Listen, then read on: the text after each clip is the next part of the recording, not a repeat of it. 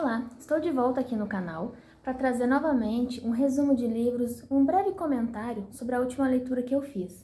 E foi deste livro aqui, olha, As Coisas que Você Só Vê Quando Desacelera, do Remy Sunny, eu não sei mesmo se é assim que pronuncia, mas diz como manter a calma em um mundo frenético, com mais de 3 milhões de livros vendidos. É um livro muito bonito, muito bem acabado, olha, capa dura, olha só, da editora Sextante. E eu gostei muito e eu quero muito compartilhar porque é notório, né, como que a gente está vivendo num mundo realmente acelerado, num mundo que precisa, muitas das vezes a gente precisa parar, manter a calma para poder refletir sobre algumas coisas da vida.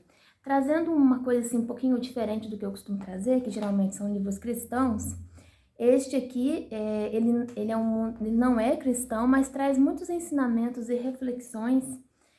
Tem um filme budista que escreveu, mas fala sobre a vida. E no fim das contas, né, a gente sabe que independente de religião, muito daquilo que é passado, do que é ensinado, acaba tendo um fundamento bíblico e a gente pode extrair muitas coisas positivas, né? Ainda que não tenha assim um cunho voltado ao cristianismo, mas eu vi muitas coisas baseadas naquilo que a própria Bíblia já falou, né? E já fala com a gente o tempo todo. E a gente pode extrair e filtrar muita coisa positiva. E é isso que eu vou trazer aqui hoje, através desse livro. Então, eu anotei alguns pontos importantes aqui que eu vou compartilhar. O mundo que vivemos não é o universo inteiro, mas uma parte limitada com a qual a mente se importa. Aquilo que a mente presta atenção se torna o nosso mundo. Então vai frisar muito dessa questão do controle, né, da atenção que devemos dar aos nossos próprios pensamentos, aquilo que passa na nossa mente, né? E a Bíblia fala que também a gente tem que buscar pensar nas coisas que são do alto, naquilo que é bom, que é agradável, se há algum louvor, se há alguma boa dádiva, nisso pensai, né? Tem este versículo e eu vejo que, mais uma vez, a Bíblia está diretamente, de forma, ainda que intrínseca, né? Ainda que não é de forma evidente, mas entrando em concordância com alguns pensamentos e alguns estudos que este livro vem trazendo. E nós nos sentimos infelizes não só porque algo ruim aconteceu, mas também por causa do turbilhão de pensamentos sobre o que aconteceu. Então, às vezes nem sempre algo acontece com a gente e nos atinge tanto quanto a forma que refletimos e pensamos e ficamos remoendo aquilo. O fato de pensar, de remoer, traz muito mais sofrimento. Então, se a gente só acontecesse algo com a gente, aquilo ia passar mais rápido. Mas a mente, os pensamentos, faz aquilo ficar ali martelando, né? E a gente vai alimentando e acaba aumentando e intensificando o sofrimento. Então, no mundo corrido, é bom pensar nisso. Traga sua atenção para o aqui e o agora. Perceba que seus pensamentos se acalmam quando você se concentra no presente, né? Então, aquela questão, né? O passado já passou, o futuro não nos pertence, mas o presente é o que temos que estar focados. Antes de sair para o trabalho, inspire fundo e reflita em como seu trabalho ajuda outras pessoas. Não importa o quão insignificante ou indireta essa ajuda possa parecer. Quando se concentra mais nos outros, você pode se reconectar com o significado e o propósito do seu trabalho. Então, eu vou comentar brevemente aqui, porque foi pontos importantes que eu fui tirando do livro para trazer aqui para o vídeo, né? Muitas das vezes a gente fica desanimado, como posso dizer, desmotivado no próprio trabalho, nas próprias atividades e tarefas nossas do dia a dia. Muitas vezes a gente sai para trabalhar, né, e pensa, poxa, por quê? Qual o propósito? Qual o sentido disso? E aqui no livro fala, ajudar as pessoas, né? Não é questão financeira, importa, é para isso que trabalhamos, com certeza, para o nosso sustento, para a manutenção da casa, da família, das nossas necessidades básicas. Mas o propósito real e um sentido a gente só vai encontrar no trabalho se, além de satisfazer essas necessidades, a gente puder também ajudar outras pessoas. E aí a gente fica lendo o livro e pensa, né? Mas será que o meu trabalho, de alguma forma, pode ajudar as outras pessoas? Aí ele nos faz parar e pensar. Ainda que indiretamente, ainda que a gente nem veja, mas de alguma forma isso está ajudando as outras pessoas. Para um sono mais tranquilo, na hora de deitar a cabeça no travesseiro, pense nas pessoas por quem você sente uma gratidão, ou às vezes que ajudou os outros e se sentiu bem com esse gesto. Isso vai aquecer seu coração e dar um sono sereno. Então, aqui são técnicas, né, que o livro vai dando. É um passo a passo, é um manualzinho mesmo de acalmar a mente e o espírito, né? Na hora de deitar, refletir, né? Eu lembro muito nessa questão aqui da oração, da própria oração, né, que a gente já tem hábitos de fazer. Então, a gente começar a pensar, meditar e refletir. Que pessoas eu sou grato? Por quem Deus colocou na minha vida? Por tudo que eu tenho? E quem eu pude ajudar hoje? Quando a gente pensa que a gente teve a oportunidade de ajudar alguém naquele dia, com certeza um sono de paz e tranquilidade chega até nós, né? Porque a gratidão, ela vai acalmando, ela vai alegrando o coração. E traz uma serenidade também. Prepare sua mente para o dia seguinte, anotando seus afazeres no papel. Isso aqui é questão de planejamento, né? De provisão, que é quando a gente também uma técnica para tirar essa frenética assim, das nossas vidas, essa ansiedade, essas preocupações com amanhã, é porque a nossa mente está cheia de coisas a fazer. Às vezes está com uma lista de afazeres, às vezes está com coisa que a gente está sendo cobrado externamente para entregar, ou que a gente está sendo cobrado internamente. Nós mesmos nos cobramos para oferecer algo a alguém. E essas cobranças, essas listas, essas necessidades, todas essas coisinhas, elas vão ocupando lugares na mente e vai nos deixando com o pensamento acelerado, perturbado mesmo. Então, quando a gente põe tudo isso num papel, quando a gente escreve, né, o que tem que ser feito, faz uma listinha, vai dando check, vai dando, né, faz aquele checklist, ok, já foi, aquilo vai dando uma sensação de prazer também, né, de você cumprir tarefas. Então, só de você saber que você já tem uma lista pré-estabelecida para o dia seguinte e que ao decorrer do dia você vai ali tirando, tudo aquilo vai sair da sua mente. Porque você sabe que está escrito, primeiro você não vai esquecer, você vai confiar que você vai realizar e cumprir as tarefas, certo? Então, este livro ensina também, é uma outra técnica para acalmar a mente. Escrever, anotar. A vida nos ensina, por meio de nossos erros, quando cometer um erro, apenas se pergunte: o que deve aprender com ele? Quando aceitamos essas lições com humildade e gratidão, evoluímos na mesma medida, tá? Nos ensinando que a lidar com os erros, né? Aprender com aquilo. Com humor, a vida se torna leve e prazerosa. O riso leva as pessoas a experimentarem franqueza e alegria.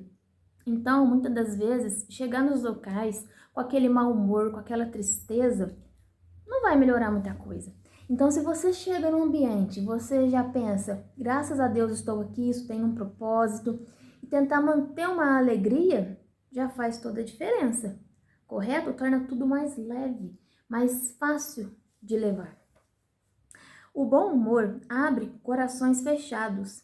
Ele pode nos livrar do controle que nossos pensamentos exercem sobre nós. Então é muito interessante, né, que ele vai sempre estar batendo nessa questão de pensamento. Então, com alegria, né, a gente traz uma leveza a mais para os nossos pensamentos. E a gente pode também cancelar alguns pensamentos indesejados e trocar por aquilo que nos traz paz e alegria.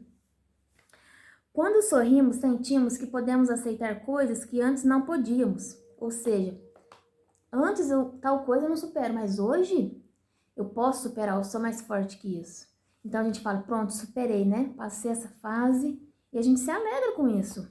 Sentimos que podemos perdoar aqueles que erraram conosco.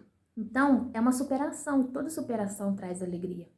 O bom humor é parte essencial da vida. As pessoas que trabalham de forma lúdica e relaxada costumam ser eficientes e criativas. São aqueles que não levam tudo na truculência, né? Tudo tão a sério, tudo tão pessimista. Mas tal alegria, tal humor traz mais assertividade, traz mais criatividade e traz assim mais perspectiva das coisas, né? Não vê tudo de uma forma obscura, de uma forma negativa, né? Assim, nas minhas próprias palavras, algumas coisas que eu acrescentei, é o próprio positivismo, é a confiança em Deus, é o descanso, que nem tudo tá sobre o nosso controle, sobre a força do nosso braço, mas que muitas das coisas a gente tem que entregar a Deus, a gente tem que confiar que Ele também trabalha, né? E que Ele tá fazendo por nós. Nem tudo depende de nós. Algumas coisas requerem a nossa confiança e o nosso descanso em Deus, a nossa dependência dele mesmo, né? Porque um ser independente, ele sabe, ele reconhece que ele pode fazer tudo por si mesmo, né? Que ele tem força, que ele tem capacitação para isso, que ele é formado em tal área, que ele é experiente em tal área, que ele domina o assunto, então ele é independente. Né? Agora, quando reconhecemos a nossa dependência, com humildade, pronto. Né? A gente sabe que nem tudo está na força da nossa própria vida, no nosso próprio ser, que somos criatura e que há sobre nossas vidas um Criador. Enxergue o trabalho como uma fonte de alegria e crescimento.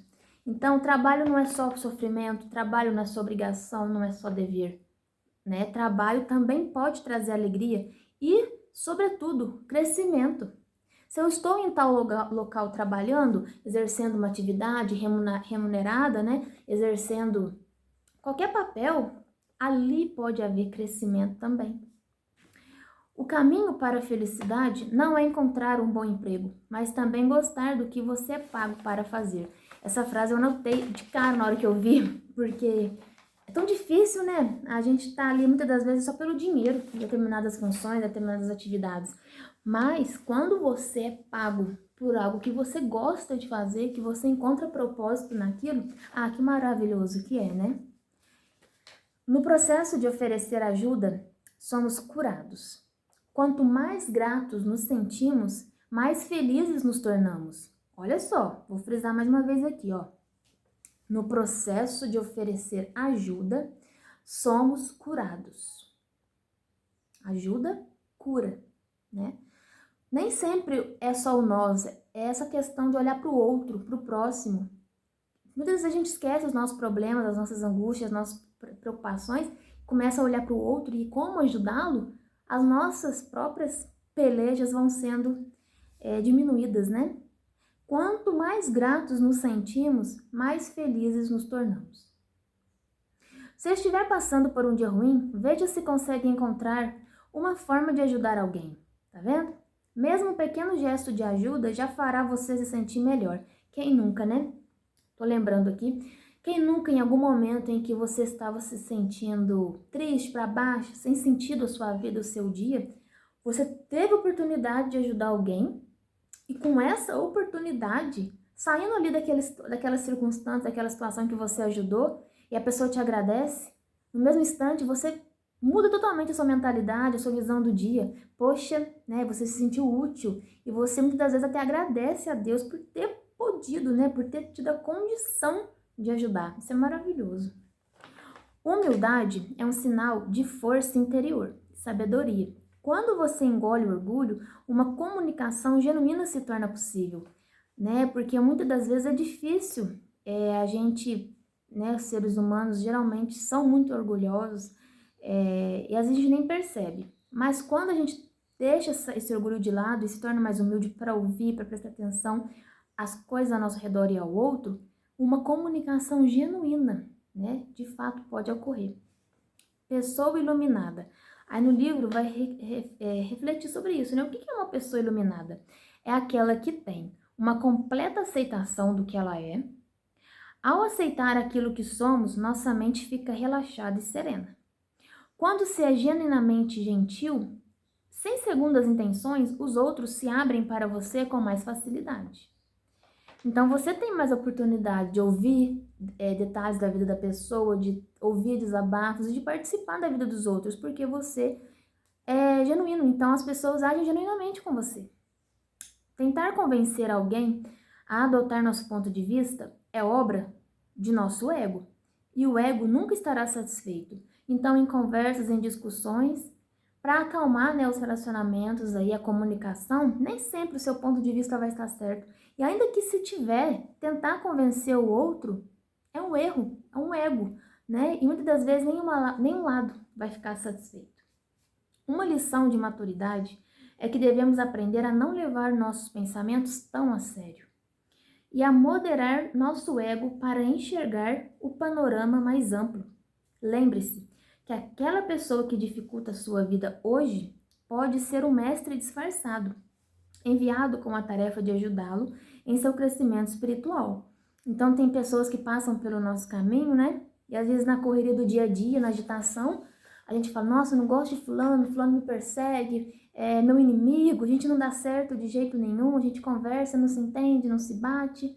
E quantas pessoas são assim, né, com a gente? A gente olha pra pessoa e de cara, às vezes não gosta. E às vezes tem que conviver com ela, às vezes tem que trabalhar com ela, tem que estudar com essa pessoa, você tem que frequentar lugares que essa pessoa vai. Às vezes essa pessoa está na sua família, nos seus relacionamentos, e vocês não dão certo. Por algum motivo, há conflitos, há problemas, e não consegue nunca estabelecer um bom relacionamento, uma amizade. No livro vai falar que esta pessoa, essa mesma pessoa, pode ser um mestre disfarçado e está te fazendo lidar com situações da sua vida que nunca seriam desenvolvidas se não tivesse ela para contribuir com o seu crescimento espiritual. Porque aquelas pessoas fáceis de lidar, aquelas pessoas que são amigas muito fáceis, que não nos confrontam diretamente, elas não fazem a gente crescer, não fazem a gente sair da zona de conforto e não nos transforma como seres humanos, né? Tá aí a importância de tais pessoas, esse livro mostra. A melhor forma de esconder sua riqueza é distribuí-la. Quem disse foi Chong Yu-Gyong. Ela se tornará uma joia externa, profundamente marcada no coração de quem a recebeu.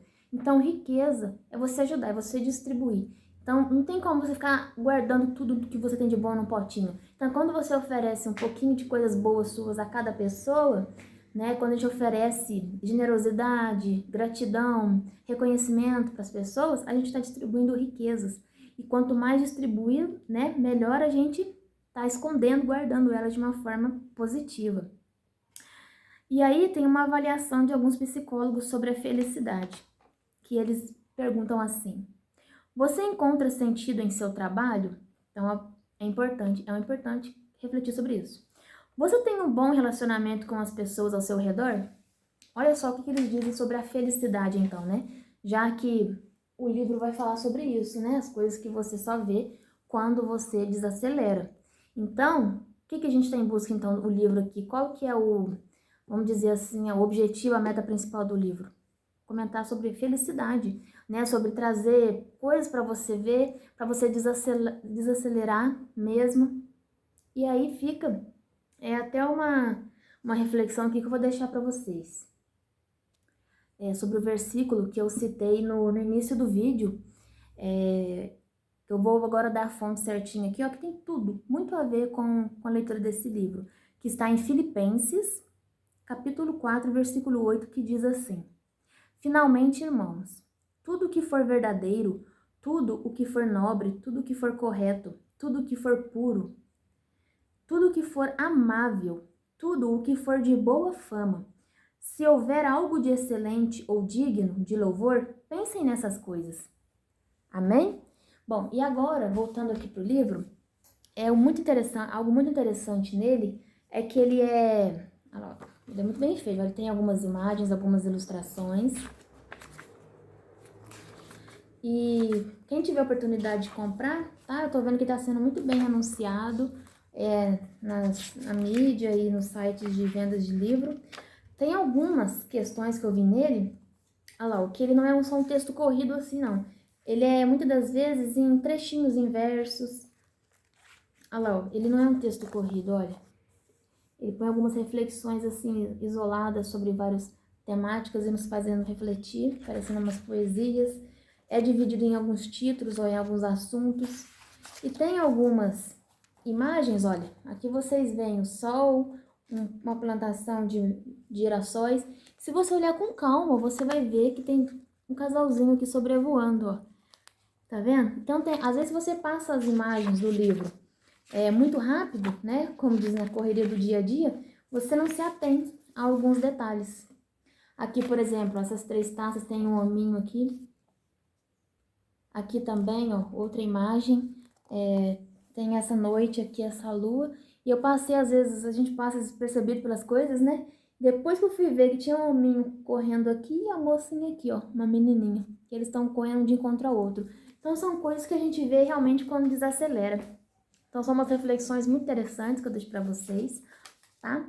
E é isso, sobre o livro, era isso mesmo que eu tinha para dizer. Então, logo eu volto com outros resumos, novamente comentando de livros. Até o próximo vídeo.